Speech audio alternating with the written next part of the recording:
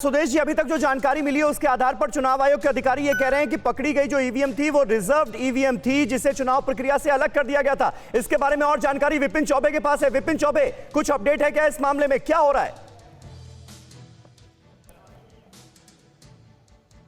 देखिए, जो 2-4 टीएमसी के नेता के घर पे बीती रात कुछ लोगों ने एक गाड़ी को आते हुए देखा और उसके बाद कुछ सामान उतारते हुए देखा। हाँ। इस बात की शिकायत की गई। उसके बाद मौके पर लोकल पुलिस और इलेक्शन कमीशन पहुंची, जहां पर रेड की गई और रेड में 4 ईवीएम मशीन्स और वीवीपैट मशीन्स बरामद हुई और आज सुबह तक वहां पर हंगामा होता रहा। अब उन मशीन्स को अपने कब्जे में ले लिया गया है, उन्हें सुरक्षित ले जाया गया है और उनकी जगहों पर वो मशीन जहां जानी थी वहां पर दूसरी मशीन्स को भेजा गया है, ताकि इस मशीन की जांच की जा सके कि इसमें किसी तरह की टेम्परिंग की गई है या नहीं, या किसी तरह से इस चुनाव को प्रभावित करने की कोशिश की गई है या नहीं। उसके बाद इस पूरे मामले में जो जिम्मेदार ऑफिसर्स थे, जिनको इन मशीन्स को सौंपा गया था, जिनको इन मशीन्स को लेकर जाना था और जहां जिस बूथ पर जाना था, उन सभी जिम्मेदार लोगों को सस्पेंड किया गया है और चुनाव जहां पर ये मशीन जानी थी वहां दूसरी मशीन्स को भेजकर चुनाव शुरू करा दिया गया है। जी ठीक है विपिन, बने रहे आप हमारे साथ। इस वक्त शुद्धो बनर्जी हमारे साथ मौजूद हैं। शुद्धो जी, आप इस इंसिडेंट को किस तरह से देखते हैं? कांग्रेस पार्टी का क्या रिएक्शन है इस पर, जिस तरह से 4 ईवीएम टीएमसी नेता के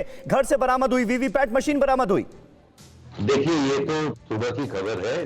वो जो चुनाव अधिकारी वो बोल रहे थे कि मुझे और कहीं रखने का जगह नहीं मिला था। हाँ। उसके बाद चुनाव आयोग ने उस अधिकारी के ऊपर कार्रवाई भी की है और मशीन भी बरामद किए हैं। तो मेरे ख्याल से ये कुछ और मामला है। कुछ और मामला मतलब?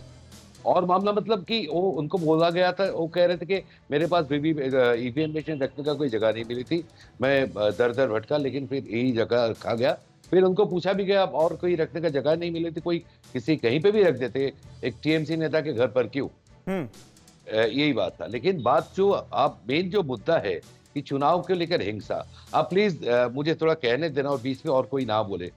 एक बात मैं कहना चाहूंगा समीर भाई, ये हमारे वर्मा जी और खलेक, कौन सा टीएमसी का क्या नाम है, खलेक भाई, खालिद अब्दुल्ला जी, पता नहीं, खलेक अब्दुल्ला जी, ये शायद जहां से भी बोल रहे हैं, मैं बिल्कुल ग्राउंड जीरो से बोल रहा हूँ। असेंबली नंबर 179 हावड़ा जिले के अंदर श्यामपुर असेंबली से मैं बोल रहा हूँ। पिछले 15 दिन से मैं इधर हूँ और आज मेरे नाम से इसी ने ड्राइविंग लाइसेंस भी निकाल रखा है। कभी कहीं पे भी कभी भी मैं निकल सकता हूँ। अच्छा, तो यही प्रॉब्लम है। असामाजिक तत्व से आप इलेक्शन करवाएंगे, जो तृणमूल का एक धर्म बन चुका है और लोग इसके खिलाफ बहुत खफा है।